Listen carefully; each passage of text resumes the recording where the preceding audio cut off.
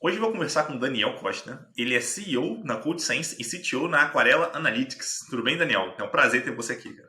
Fala, Edu, tudo bem? Um grande prazer estar aqui com você também. Muito obrigado pelo convite. Espero que nosso papo seja produtivo. Boa, com certeza. Bom, antes de começar aqui o episódio de fato, queria pedir para você contar um pouquinho sobre você, né, para a galera te conhecer um pouco melhor, saber quem é o Daniel.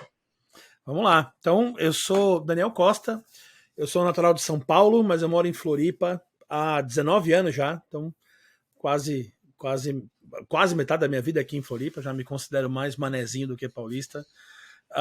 Sou casado, tenho 2 filhas. Nas horas vagas sou músico e trabalho com desenvolvimento a minha vida inteira. Sou dev aí profissionalmente há 27 anos já. Então, entre desenvolvimento, análise, liderança de equipes e toda a parte relacionada a essa nossa vida de dev, já se vão aí quase 3 décadas, né? Muito bom. E é isso aí. Um dia eu chego lá, um dia eu chego lá. Beleza, nosso papo aqui hoje vai ser sobre valores, né? Então, tinha um tema bem interessante ali. Mas é para começar aqui, né, colocando todo mundo na mesma página, eu queria te pedir para você dizer exatamente o que são ali valores e tal, por que eles são importantes. Muito bom. Então, valores a gente pode definir como aquelas questões que estão dentro da gente que são inegociáveis, né? E se a gente fosse definir numa frase para uma criança de 5 anos, seria aquilo que você faz quando ninguém está vendo. Mesmo que né, fosse certo ou errado, você faz o certo mesmo que ninguém visse quando você poderia fazer errado. Então, se tem lá um dinheiro, você não vai pegar, porque não é seu.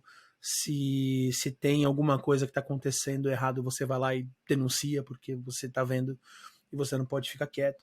Então, quando a gente fala de valores, a gente está trazendo os nossos princípios pessoais para dentro do nosso ambiente de trabalho. Uhum. Muito bom. E eu queria até dar um exemplo aqui, pessoal mesmo, de algo que aconteceu comigo, só fui perceber depois, né?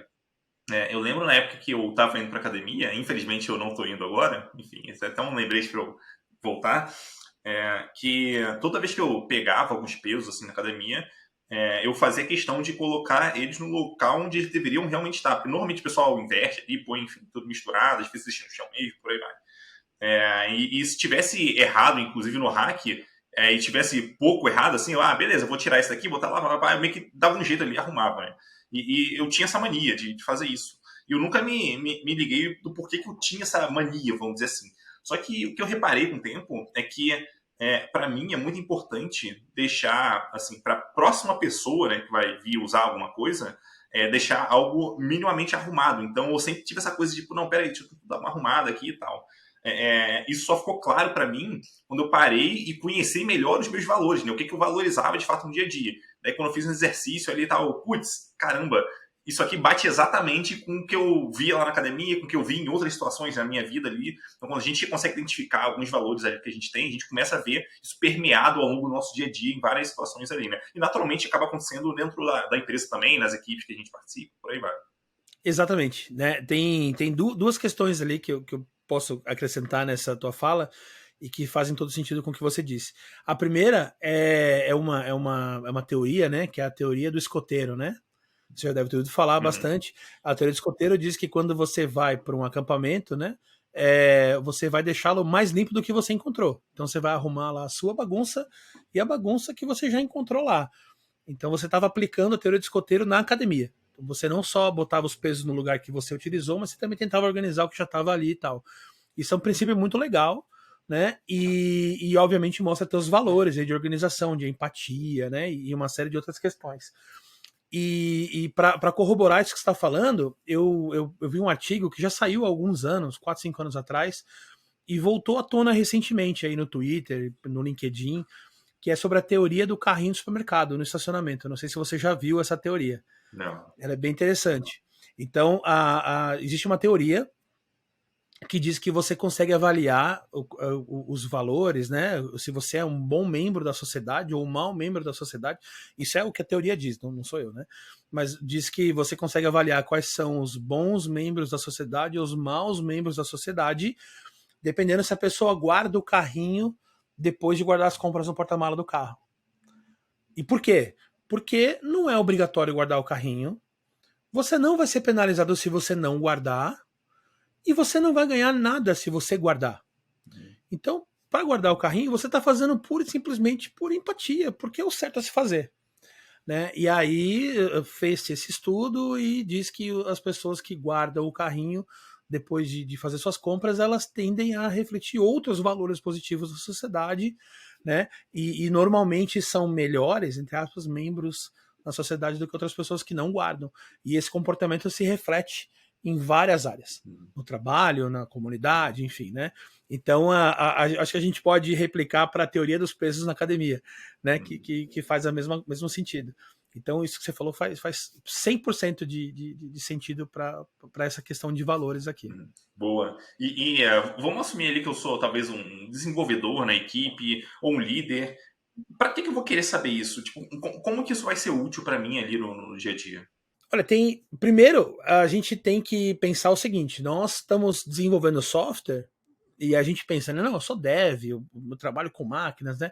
Mas a gente está desenvolvendo software que vão ser usados por pessoas, né? Então, em primeiro lugar, a gente tem que entender que tudo que a gente faz vai ser utilizado por uma outra pessoa na outra ponta. Invariavelmente, se a gente está atendendo uma empresa, se a gente está trabalhando numa grande corporação, o que vai ser utilizado, mesmo que seja um software embarcado, o beneficiário final disso vai ser uma pessoa do outro lado. Então, quando a gente coloca esses nossos princípios no trabalho, a gente começa a focar no benefício que a gente gera, a gente começa a focar no resultado gerado também para o teu time, para a tua empresa, e aí você começa a trabalhar com uma perspectiva diferente. Um outro ponto que eu vejo é a questão do trabalho em equipe. Quando você trabalha focado em valores pessoais, quando você tem um time que possui um conjunto de valores em comum, aí vocês conseguem olhar todos para uma mesma direção, né? E ao invés de cada um fazer o seu individualmente, você consegue realmente gerar uma sinergia ali com o time, né? Então, pessoas que conseguem se apoiar, dar suporte umas às outras, normalmente elas possuem um conjunto de valores semelhantes. E mesmo tendo alguns valores diferentes, o que é normal, e é muito bem-vindo, essa diversidade é muito bem-vinda sempre, mas alguns valores sempre vão ser comuns a esse grupo de pessoas, né? E essa convergência de valores vai gerar uma sinergia, vai gerar um resultado à frente muito legal. Então, a empatia,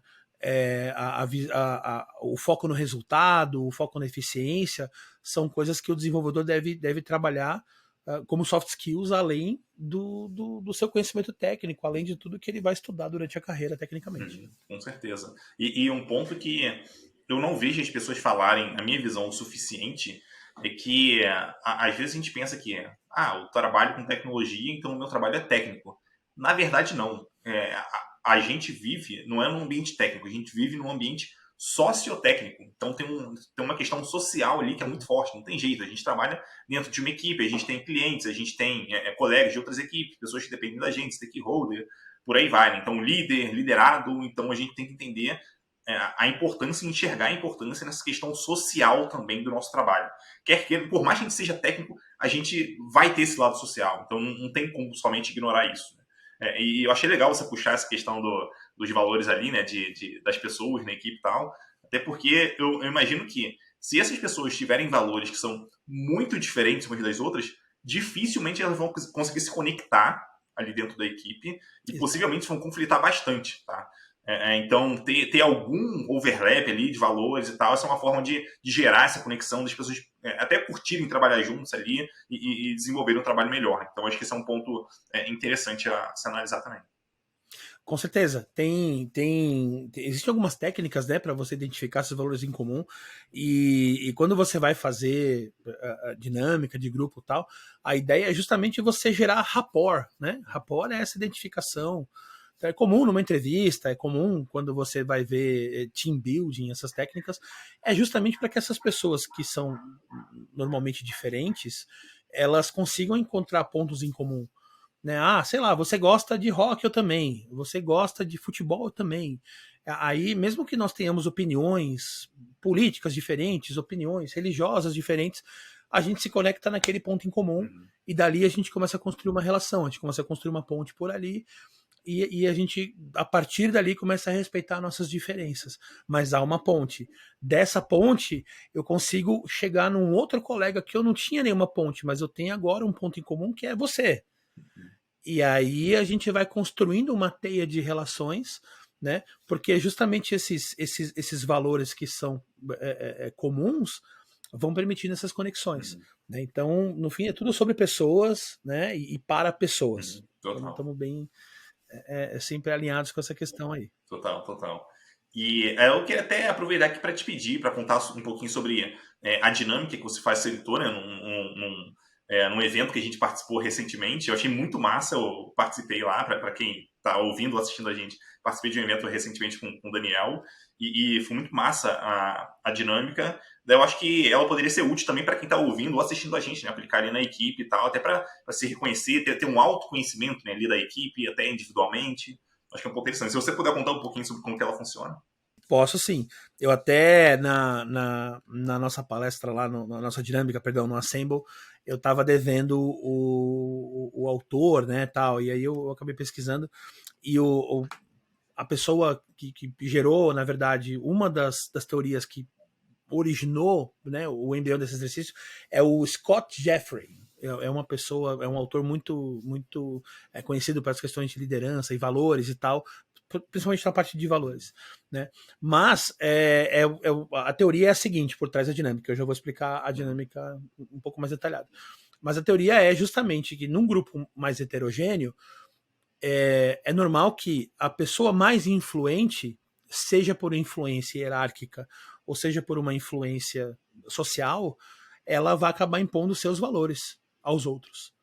Então, o que acontece? Se você tiver um chefe, um líder, que não vai ser líder, mas um chefe tóxico, é normal que esse ambiente seja mais tóxico. Se você tiver um colega que não leva as coisas muito a sério, que não cumpre prazos e que se livra e dá desculpas e tal, você vai ter todo um time que é muito bom em dar desculpas, é muito bom em criar situações onde cada um tira o seu da linha, né? E, por quê? Porque essas pessoas elas são muito boas em botar esses valores, entre aspas, não que valores um pouco mais negativos, na mesa porque elas são influentes de alguma forma, elas têm uma boa dose de persuasão ali na sua personalidade. Então, para evitar que isso aconteça, é muito bom que a gente encontre o conjunto de valores positivos que seja comum a esse time, antes que uma pessoa possa começar a contaminar o grupo com os seus valores por conta dessa influência, seja ela qual for. Né? Então, existe essa dinâmica, e aí a dinâmica que eu faço é um pouco adaptada das questões ali que o Scott Jeffrey propõe, o dele é mais simples, mas o objetivo da dinâmica é encontrar entre 5 e 7 valores fundamentais que caracterizam o seu time. Normalmente são palavras, tem gente que coloca frase, mas são 5 ou 7 conceitos fundamentais que caracterizam o seu time. Né? Conceitos esses como transparência, empatia, respeito, eficiência, proatividade, autodidatismo, autonomia, e aí vai, né? Inclusive o Jeffrey ali, ele oferece uma lista de 400 verbetes para o time se inspirar, caso o pessoal não saiba, para o pessoal poder olhar lá e se inspirar, mas ele recomenda fortemente que não olhem esses verbetes, que justamente as pessoas se expressem livremente. E aí para você chegar nesses valores, a dinâmica é assim, você pede para cada pessoa no time pensar numa pessoa que elas admiram muito, né?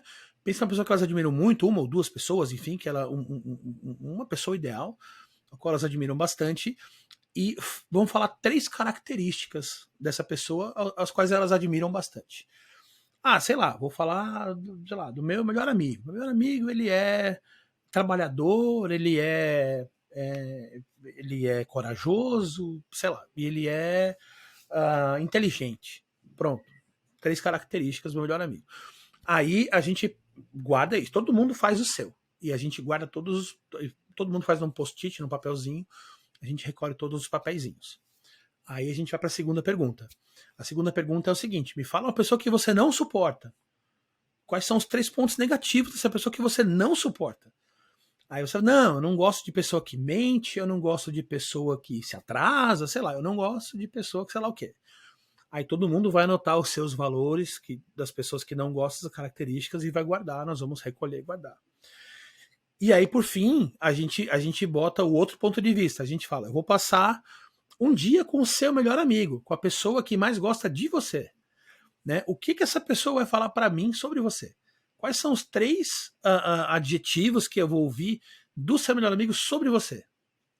E aí você se coloca no ponto, poxa, quais são as características que meus amigos provavelmente pensam de mim? E aí você coloca no papel os valores que você julga que são importantes para você na sociedade na comunidade que você frequenta. E aí você coloca isso, a gente computa tudo, pega os valores negativos, a gente inverte para positivo. A ideia é sempre trazer positivo, né? Já que tudo que a gente tem repúdio, a gente quer o oposto, né? Normalmente. Então a gente pega todas essas palavras já num viés positivo e começa a agrupar o que for similar. Então quando a gente fala assim, honestidade e transparência, bota no mesmo balaio, né? Inteligência, esperteza, não sei, tô vendo aqui. Aí o time normalmente vai fazer em conjunto isso.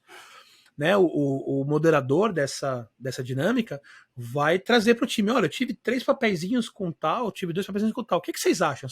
Para mim isso aqui é o mesmo, vocês concordam? Às vezes o time vai falar, não, porque eu falei isso aqui num sentido tal, né? E eu dou um exemplo, numa das nossas turmas lá, surgiu a palavra empatia e surgiu a palavra respeito. E aí eu falei, não, esse aqui é o mesmo, né? Aí numa das turmas, o pessoal falou, não, porque aqui respeito a gente quer estar falando sobre respeito à diversidade, não sei o que lá, e respeito mesmo no nível mais fundamental. Empatia é outra coisa. Empatia é se colocar no lugar do outro, é poder dar um feedback equilibrado, é poder ter uma comunicação assertiva, tal, se colocar no lugar. Ah, massa, olha que legal. Então são 2 valores distintos, né? Mas dependendo do time, poderia se agrupar. Então, aí a gente separa esses valores de acordo com o time. Geralmente você vai ter 9, 10 valores que vão surgir, e desses você, com o time, escolhe quais são entre 5 e 7 que são os que representam melhor a característica dessa equipe. Tá? Por que não 10? Por que não 3? Né? Porque 10 não vai caracterizar tão bem, é difícil ter tantos valores em comum para uma equipe tão heterogênea. E 3, de repente, esses 3 não vão dizer exatamente quem são a equipe, porque 3 valores às vezes é o básico, né? Ou muitas vezes esses 3 valores eles podem ser usados de uma forma incorreta, vamos dizer assim, e qualquer coisa ser usado como desculpa para colocar ali. Ah, não, ali nós temos um valor de transparência, aí a pessoa acaba sendo grosseira com a outra, com a desculpa que está sendo assertiva. Não, pera, não é isso. A gente tem outro valor aqui que é empatia, que a gente entende que a empatia diz que nós temos que modular a comunicação de acordo com quem está recebendo. Então, um valor aqui calibra o outro para evitar um abuso, né? Então, a gente costuma, o número mágico, segundo esses autores, é entre 5 e 7 valores para que você use e apoie a tua equipe. E aí, a moral da história é que o seu time todo tem que trabalhar em função desses valores. Quando você for recrutar pessoas no seu time, você vai recrutar pessoas que tenham esses valores. E quando as pessoas começarem a falhar nesses valores de uma forma muito forte, tem que demitir, tem que tirar do time. Porque se está falhando com esses valores, não serve para o time. E se continuar falando e você permitir, vai contaminar o resto do time com maus comportamentos. Né? Então, é para isso que serve, para que você crie uma unidade e aí esse time pode entrar gente e sair gente. Você acabou criando uma cultura ali em volta desses valores. Né? Então, da mesma forma que os valores é aquilo que você faz quando ninguém está olhando, a cultura de um time é aquilo que o time está fazendo quando o chefe não está olhando. Já que é baseado nos valores, é a mesma coisa. Tá? Então essa que é a moral, vamos dizer assim, da história de fazer uma dinâmica de encontrar os valores de um time. Eu acho muito massa assim, esse conhecimento, né, que o time tem dele mesmo e tal, e até certo ponto blinda do próprio chefe ali de querer impor alguma coisa. o time já definiu, aquilo ali supostamente está funcionando bem para o time, então se está funcionando, mantém isso ali. E fica fácil do time também se cobrar, porque se o time não estiver fazendo alguma coisa que, enfim, que o valor aponte naquela direção, o pessoal pode levantar, pô, a gente já, sei lá, conversou no passado sobre a gente ser organizado aqui, mas, cara, nesse projeto a gente está super desorganizado. A gente talvez tenha que rever essa parte aí, a gente tem que melhorar, como é que a gente pode fazer para conseguir melhorar e tal, por aí vai. Então, trazer essa clareza ali para o time, né, eu acho que é bem importante. Né? E, obviamente, você comentou também sobre parte de tirar a pessoa do time, que eventualmente pode acontecer. Ela vai estar ferindo os valores ali, e isso pode descaracterizar total, assim, porque se as pessoas passam a não acreditar mais naqueles valores que elas mesmas definiram, cara, tipo, elas podem fazer qualquer coisa dali para frente e provavelmente o time vai ter dificuldade, vai ter problema de trabalhar em equipe, ninguém vai confiar mais nada em mais nada que for combinado dali para frente. Então, esse é um ponto para ter em mente também. Exatamente, exatamente. E uma coisa interessante é que daí as pessoas costumam perguntar para mim, né? Ah, Dani, mas eu já tô numa equipe formada, já tem, sei lá, 6 pessoas, 8 pessoas, 20 pessoas numa equipe. Como é que eu posso fazer se as pessoas são diferentes? Acredite, mesmo nesse time, existem alguns valores que são valores comuns a todos. Foquem nesses valores, se abracem nessa parte do que é bom em comum entre vocês, né? E se mesmo assim tiver uma ou duas pessoas que são outliers ali, pode acontecer, estatisticamente vai acontecer, né? De ter uma ou duas pessoas outliers, o time vai começar a funcionar numa unidade tão grande que essa pessoa vai se sentir deslocada e vai sair sozinha do time. Vai ficar muito evidente que ela não está funcionando na mesma frequência do time. Então, eu já vi casos de pessoas sair do time, sei lá, em 2 sprints, porque não fica insuportável para essa pessoa que não consegue dividir com o time essas questões, porque automaticamente, e é um negócio que parece mágico, porque às vezes você vê um time que está focado em fazer aquelas panelinhas, né? Os pequenos feudos, assim, em fazer picuinha tal. Quando você muda o mindset do pessoal para focar em valores e modifica esse modo de trabalho, dá uma injeção de ânimo diferente nas pessoas e automaticamente as pessoas que querem continuar fazendo, elas não encontram mais espaço para fazer. E gera uma revolta nessas pessoas tão grande que elas pedem para sair, normalmente. Né?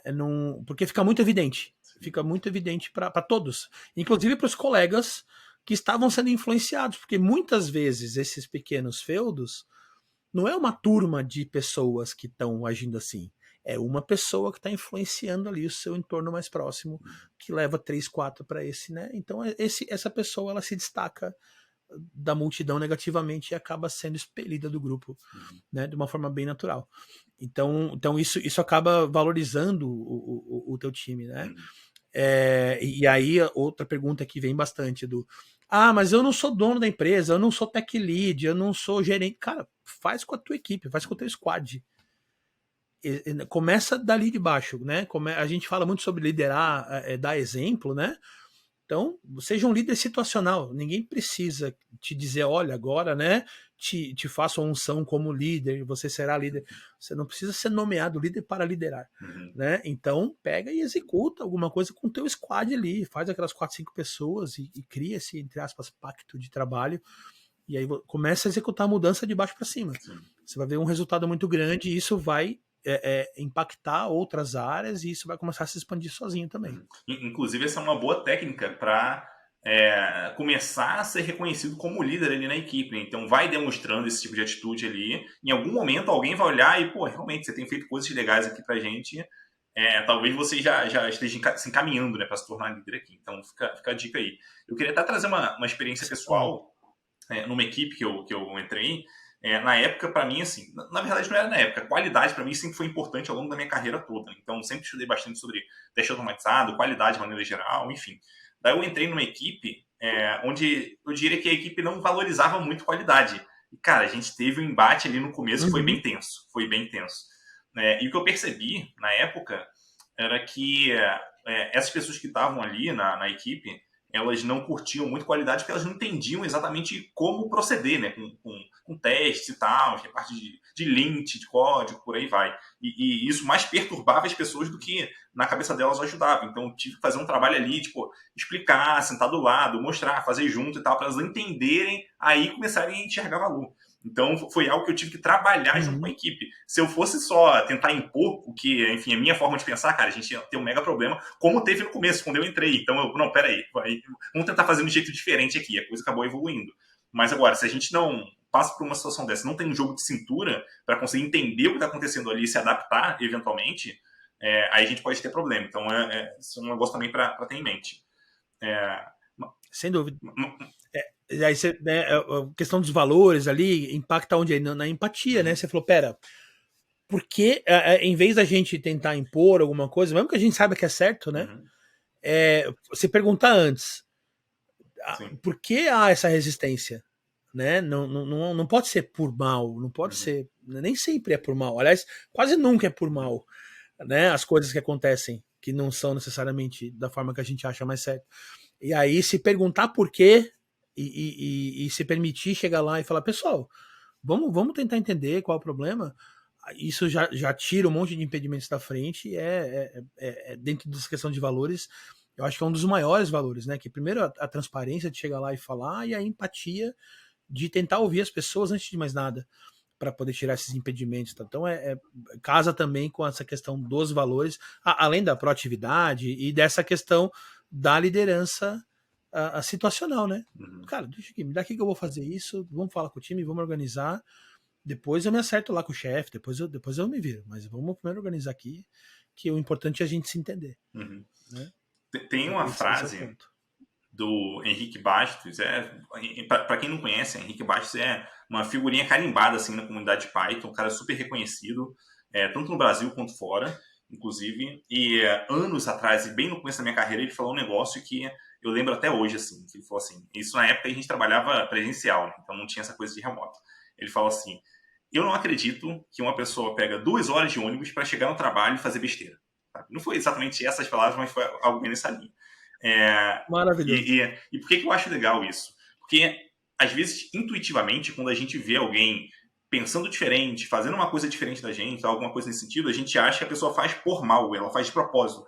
Na maioria dos casos, como você comentou, não é de propósito. Talvez é o jeito dela pensar, a experiência que ela teve. Talvez ela não teve a opção ali de ter o mesmo nível de instrução que você teve. Talvez ela passou por alguma situação no passado que bloqueou a pessoa de alguma coisa ali. Talvez ela teve alguma experiência com um chefe que, cara, tipo, mostrou para ela que daquele jeito não funcionava. Talvez ela saiba mais do que você, daquilo ali que você acha que você sabe mais. Então, tem várias coisas que podem estar ali em jogo e que a gente acaba não levando em consideração e acaba sendo muito mais fácil chegar e falar, a pessoa tá errada, o problema é dela, ela tá pensando errado, ela tá querendo sabotar o projeto e em muitos casos não é isso. Então é parar e pensar, tá, por que uma pessoa racional, vamos pensar aqui, assumir que essa pessoa é 100% racional, por que ela faria isso? O que levaria essa pessoa a fazer isso? Então, muito mais entrar com curiosidade para, tá, uma vez que a gente entende, vai entendendo como a pessoa pensa, por que ela age de certa forma, a gente vai tentando contornar e ajudar essa pessoa dentro do possível. Ou até mudar a nossa opinião se a gente perceber que a gente está errado, porque não tem problema nenhum também, né? Então, acho que chegar ali no sapatinho, chegar mais tranquilo e com essa disposição de entender o que está, todo o contexto ali que tá no entorno, acho que isso é bem importante. E as pessoas também não costumam falar muito nisso, mas cara, uma soft skill assim que para mim fez muita diferença na minha carreira, uma vez que eu comecei a identificar isso e começar a aplicar esse tipo de coisa. Não é fácil, eu confesso que não é fácil, porque é muito mais fácil chegar e falar, não, cara, eu tô certo, a pessoa tá errada, só que é um exercício legal que para mim assim, tem um potencial muito grande de trazer bons frutos, sabe, para quem aplica. Então fica a dica aqui também. Eu demorei uns bons anos aí de trabalho para conseguir chegar nessa visão, sabe? De falar, não, calma, deixa eu te ouvir. É algo que a senioridade que traz pra gente, essa serenidade. Né? Então, não foi fácil para mim também, não. Então, fica o testemunho aí pra galera que, né, é difícil mesmo, mas tentem buscar isso quanto mais cedo possível, que vai ajudar vocês a se desenvolver na carreira muito mais. Porque eu até digo mais, geralmente é a gente que tá errado. Quando a gente vai bater de frente com alguém, geralmente a outra pessoa tem um ponto válido. Quando a pessoa tá batendo o pé, batendo o pé, batendo o pé, a outra pessoa tem um ponto válido, né? Ou ela tá atualizada com alguma coisa que a gente não sabe, ou ela tem uma informação do contexto que a gente não tem, né? E, opa, então tá, pera. Então tá bom. Agora, baseado nisso, parte do que você falou tem razão, pelo menos. Então, né, é importante a gente estar sempre preparado para ouvir, sempre preparado para mudar de ideia, né? E sempre preparado para aprender. Porque a gente nunca para de aprender, né? E nessa questão dos valores, principalmente, a gente vai aprendendo valores novos com gente júnior, com gente pleno, com gente sênior, com outros líderes, com nossos C-levels, né? E é legal a gente aprender por observação, aprender pelo exemplo, né? Então, fica sempre atento, sempre observando e tentar extrair de cada situação qual que é o meu takeaway disso aqui? Qual que é o... Tem um amigo meu, lá dos Estados Unidos, o Steven, ele sempre fala da pepita de ouro, né? Qual que é o meu golden nugget? Então, tipo assim, quando você tá fazendo a colheita, não é colheita, caramba. Quando você tá fazendo ali pegando ouro, né?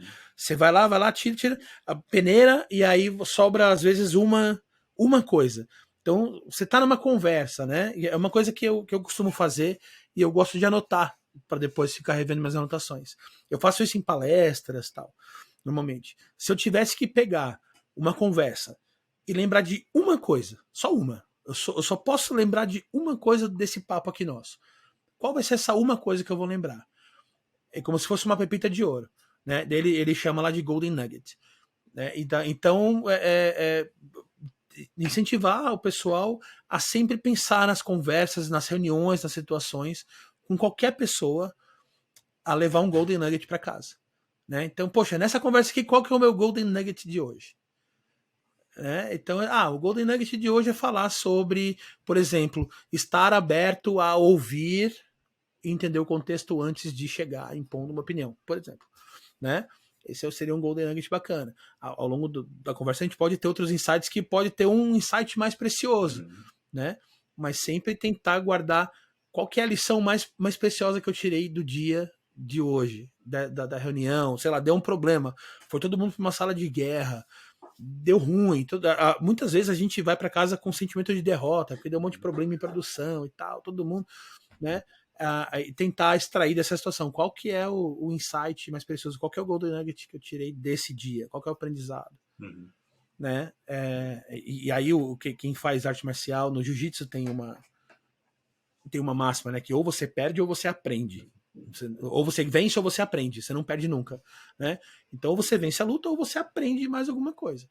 Então você jamais perde. E aí usar isso para a vida, usar esses ensinamentos de artes marciais para a gente poder tentar encarar um pouco melhor aí o dia seguinte, a próxima situação, viver nessa toada assim. Muito bom, muito bom. Voltando aqui para a questão de valores, né, tem um ponto que eu acho bem interessante, assim, eu queria entender a tua visão, que isso começando o contexto aqui, né, na época que a gente trabalhava presencialmente, era muito comum a gente entrar na empresa e ter em algum lugar pregado na parede os valores ali da empresa. Então, era bem comum. Agora, remoto, eu acho que fica um pouco mais difícil fazer isso, mas ainda assim, acho que essa ideia permanece, né? E eu também já vi muita gente em várias empresas por onde eu trabalhei, enfim, pessoas falando, tipo, não, isso aí, cara, só tá na parede, mas o que acontece no dia a dia é completamente diferente. Daí eu queria entender de você, Daniel, primeiro, por que você acha que isso acontece? Por que no dia a dia não necessariamente coisas refletem, né, o que está pregado lá na parede?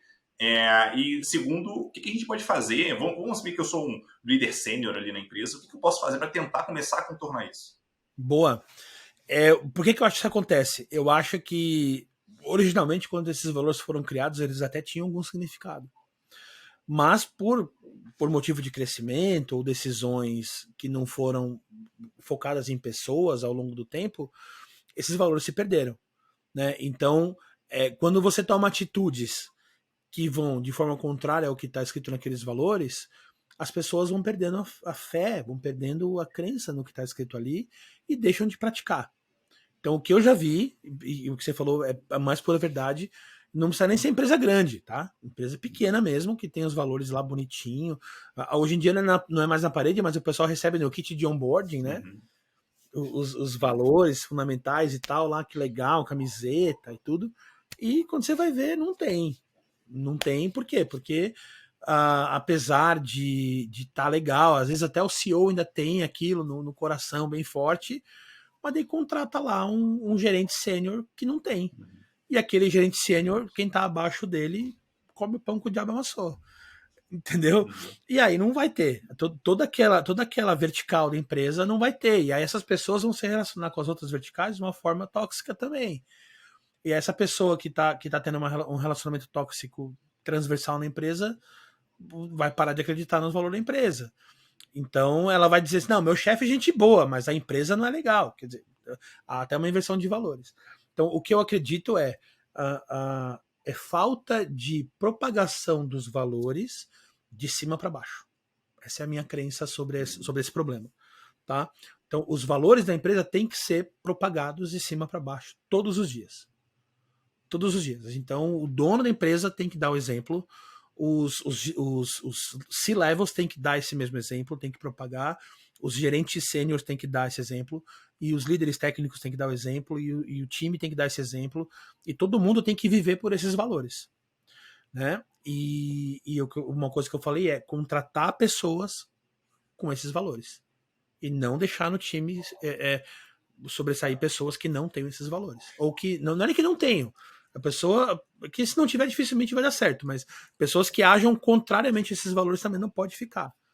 Então eu vejo que a causa é essa. Em algum momento, momentos de crescimento acelerado, momentos de crise, algumas decisões foram tomadas que causaram essa ruptura. Tá?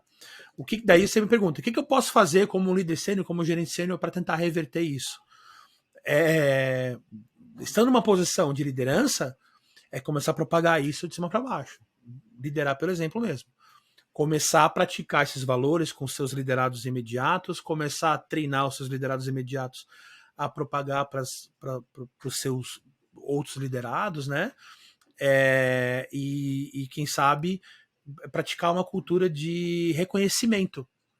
Isso é uma coisa que eu faço bastante com o time da CodeSense, que foi uma forma da gente começar a propagar a cultura entre o time. Né? Então, quando a gente implementou esses valores alguns anos atrás, a gente implantou um sistema de reconhecimento entre o time. E o sistema de reconhecimento, ele é baseado em a gente tem 6 valores lá mapeados no time. A gente no nosso sistema de reconhecimento tem 6 valores lá, que tem 6 medalhinhas, 6 badges que a gente dá no sistema para o pessoal. Então, toda vez que alguém ajuda alguém, que rola um reconhecimento por alguma coisa, o fulano vai dar um reconhecimento para Beltrana e ele tem que escolher um dos core values lá, tem que escolher um dos valores e tem que dizer o que houve. Né? E aí o reconhecimento fica a dica. Existe uma regrinha para você dar o reconhecimento positivo. Então, vamos lá. Primeira coisa, num feedback negativo, não. Isso aí você passa no one-on-one, né? Então não usa a plataforma para dar feedback negativo. Você chama no one-on-one e corrige. Né? É um retorno de correção. Feedback negativo eu não acredito muito nisso. Mas feedback positivo, sim. Né? Que é um reforço. Tem um termo em inglês para isso, que é o positive reinforcement. Que é quando você dá uma recompensa por uma atitude positiva, você está treinando essa pessoa a fazer novamente, e isso vira um hábito. Tá? Com criança assim, com pequenos animais de estimação assim, parece sacanagem, mas não é, pura verdade. Tá? E aí, então no reconhecimento, a gente estimula as pessoas a dar reconhecimento, e cada vez que alguém dá um reconhecimento para um colega, esse colega que ganhou o reconhecimento ganha uns pontinhos lá nesse sistema. Esses pontinhos depois viram vale compras e a turma pode trocar por um monte de coisa. Então tem gente que troca por vale iFood, vale cerveja, vale cinema, vale não sei o que lá. A galera todo mês aqui no trabalho está trocando por coisa que ganhou dos pontos de reconhecimento. É uma prática em comum. Mas eles não reconhecem por causa do prêmio. Eles reconhecem porque é importante reconhecer. O prêmio é só uma consequência. Porque já entrou na cultura deles de reconhecer. E aí, para reconhecer, entra aquela parte que eu falei, que tem 4 P's. Eu quero ver se eu lembro os 4 P's. Vamos lá. né? O primeiro P, ele é P de prompt, ele é pronto, ele tem que ser na hora. Então você me ajudou agora a fazer uma parada e resolver.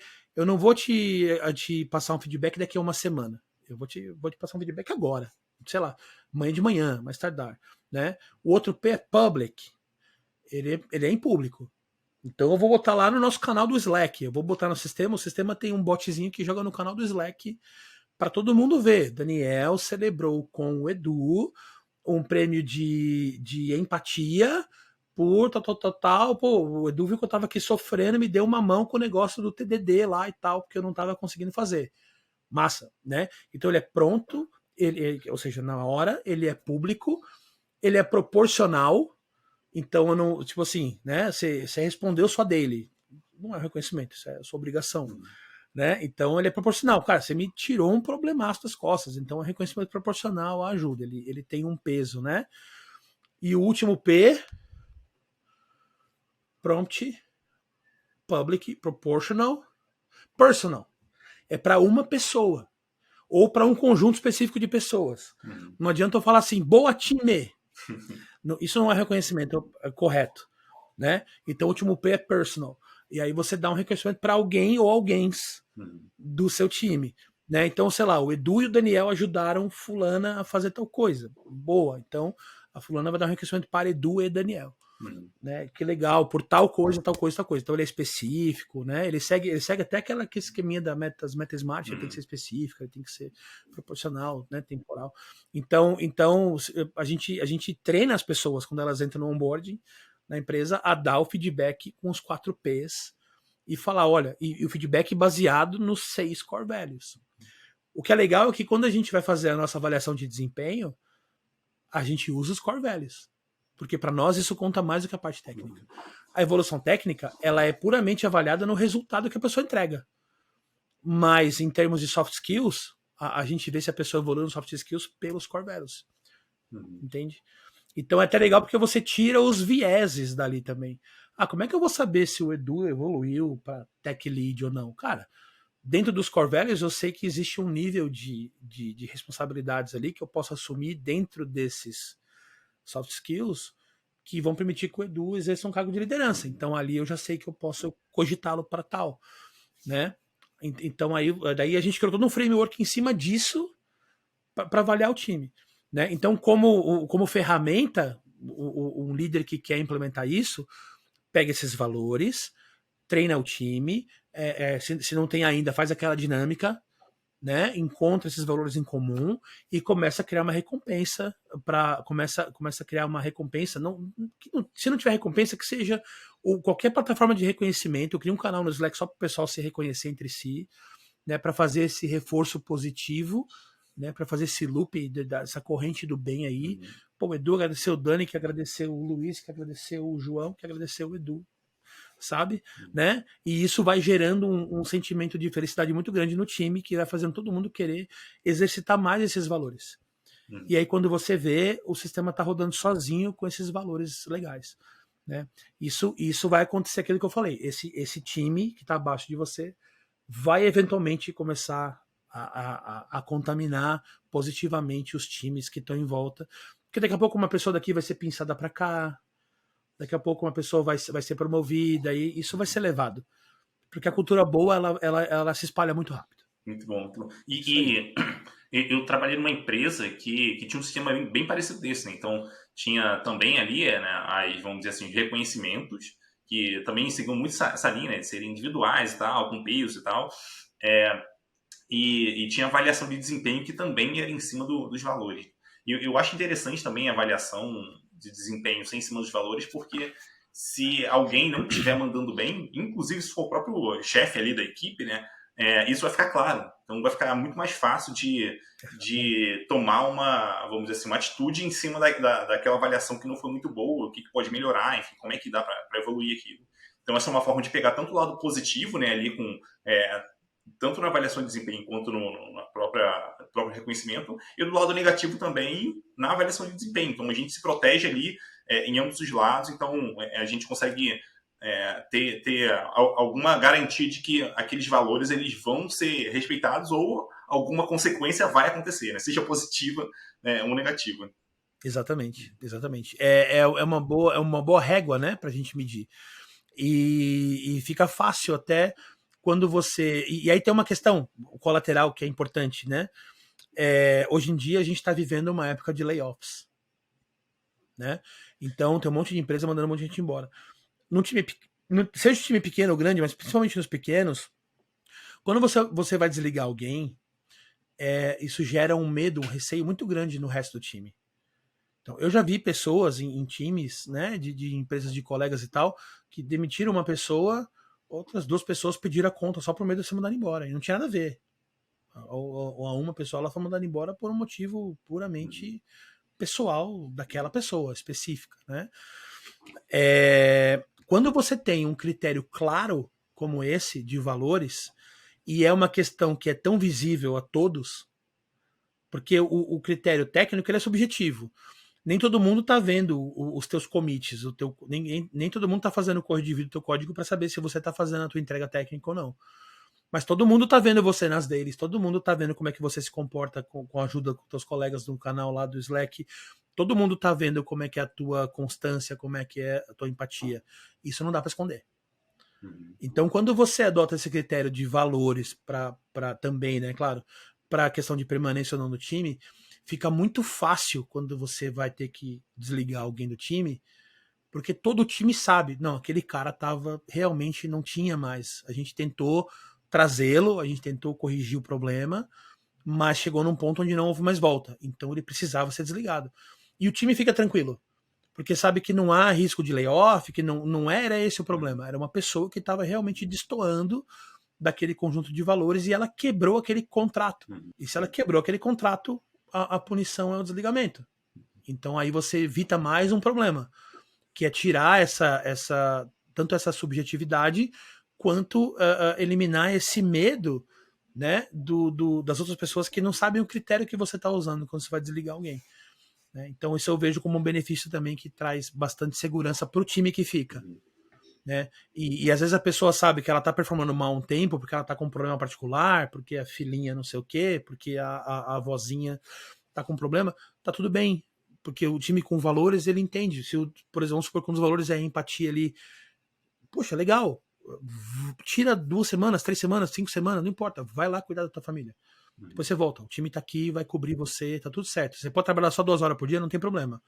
Você pode trabalhar só meio período, tá tudo certo. Pode trabalhar só segunda e terça, tá tudo bem. Isso a gente acerta. Então, né, pessoas em primeiro lugar, quando você trabalha voltado em valores, é porque pessoas estão em primeiro lugar já. Família, né, saúde, família em primeiro lugar, o resto vem depois.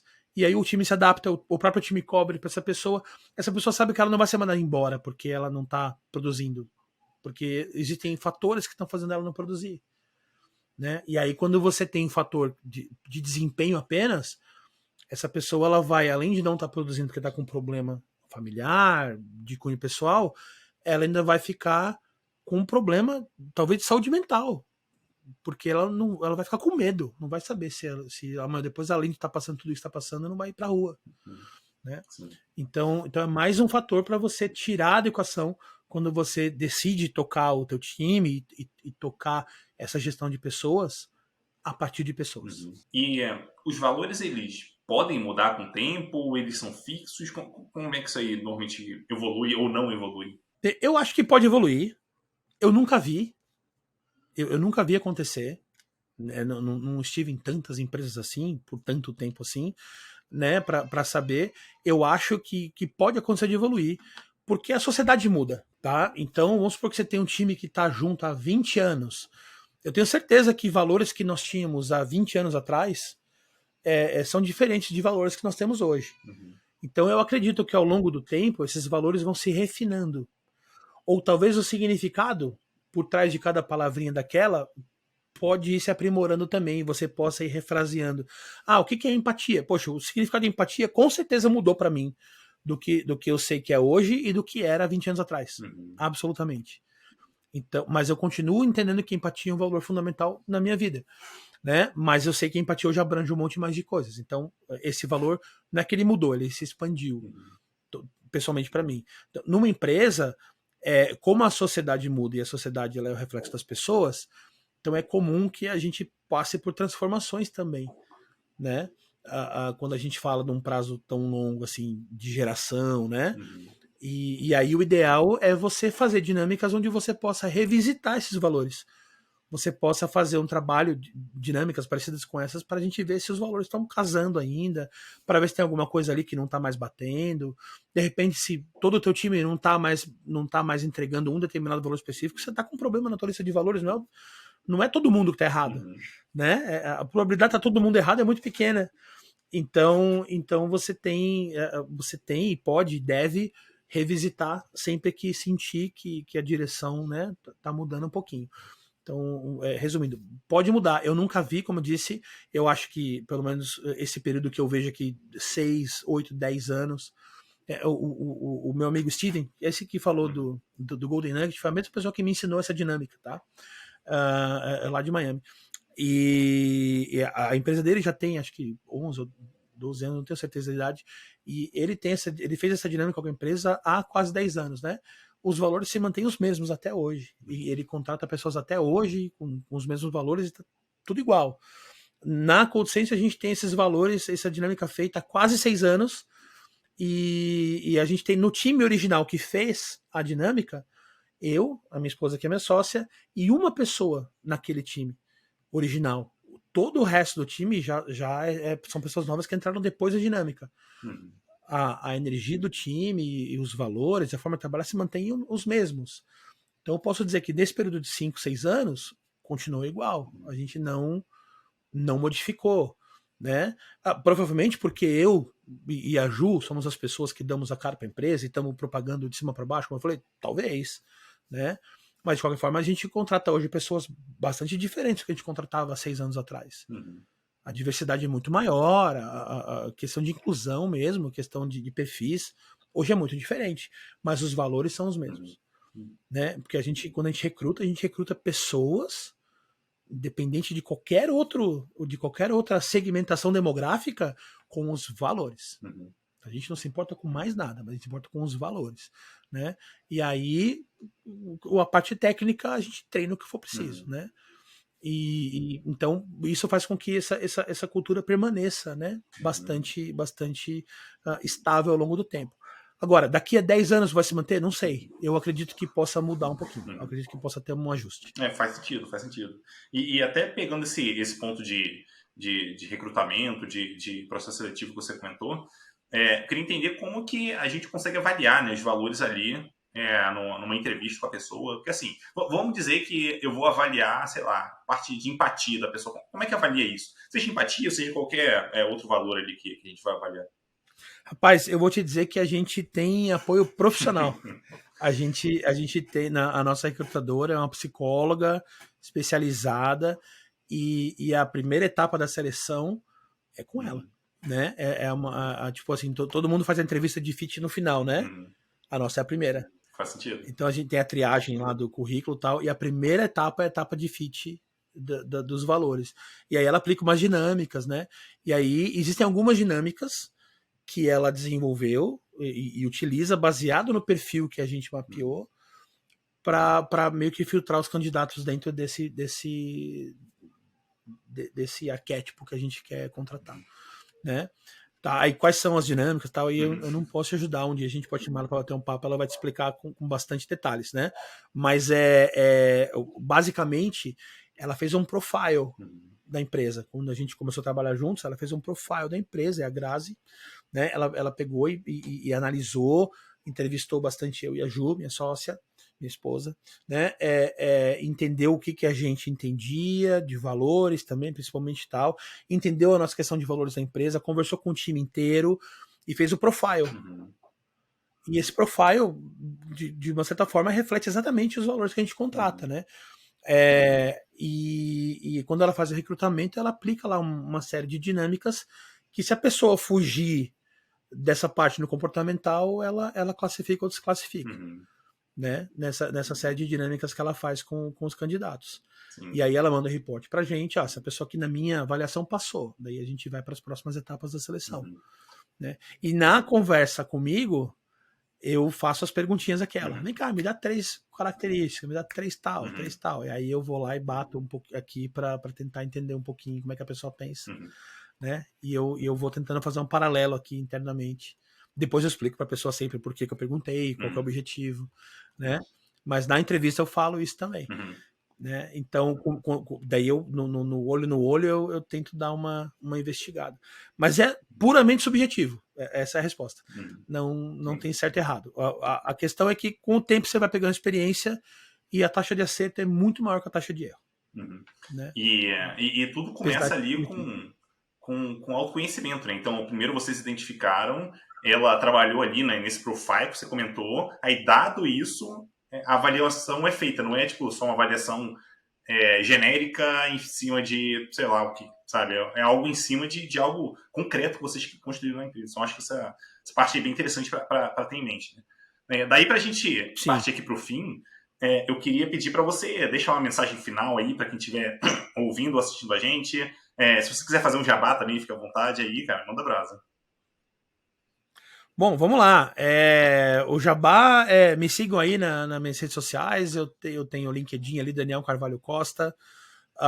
Tem meu Instagram, sou Daniel Costa. Sigam as redes sociais da CodeSense, CodeSense BR no Instagram. Tem as redes sociais da Aquarela também, aquaré.lá no Instagram. Queria agradecer muito aí o convite e, né, do a gente está se trombando sempre nos eventos, é sempre um grande prazer falar contigo, sempre aprendo muito com você, com todos os materiais ali, então é muito legal estar aqui.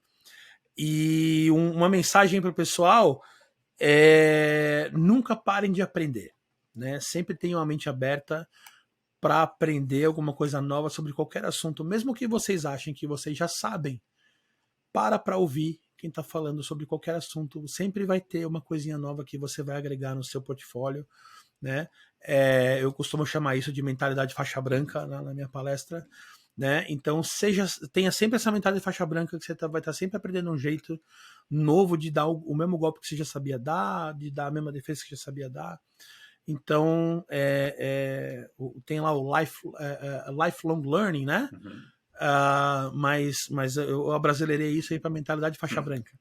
Então, continuem aprendendo sempre, né? Assistam conteúdos, consumam material, técnico, não técnico. Isso vai acelerar o crescimento de vocês na carreira com muita velocidade, com certeza. Muito bom. Então, muito obrigado de novo aqui pela presença, Daniel. Foi um prazer conversar contigo, de verdade. E a gente se vê por aí, cara. Até mais. Valeu, Edu. Grande abraço. Falou. Até mais.